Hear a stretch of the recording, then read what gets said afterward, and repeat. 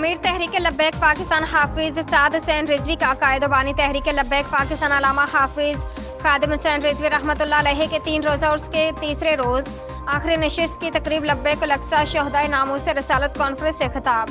کچھ لوگ یہ کہنا چاہتے کہ ٹی ایل پی کو ختم کر دو، خبردار کو یہ کہے کہ اسرائیل اور حماس کی جنگ ہے۔ حافظ سعد رضوی: یہ اسلام و یہودیت کی جنگ ہے، عزت کی زندگی جی رہے ہیں اور عزت کی موت ہی مریں گے۔ کہتے کہ آپ نون لیگ کے بارے میں نرم گوشہ ہیں۔ نون لیگ کے خلاف ختم نبوت قانون کی ترمیم پر ہم نے دھرنا دیا تھا۔ ایک دجال کہہ رہا تھا کہ ہم نے بابا رضوی کے ساتھ کیا کیا، وہ شاید بھول رہا ہے کہ ہم نے اس کے ساتھ کیا کیا۔ ہم نے اپنے کارکنان کو بڑا سنبھال کر رکھا ہوا۔ بابا جی ختم نبوت کے چوکیدار تھے اور تا قیامت رہیں گے۔ الیکشن کمیشن پر ہمیں اعتماد نہیں۔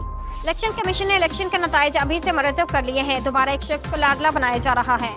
کسی کو اپنے مینڈیٹ پر ڈاکہ نہیں مارنے دیں گے۔ مسلم حکمرانوں نے پوری امت مسلم کو امریکی غلام میں دھکیل دیا ہے۔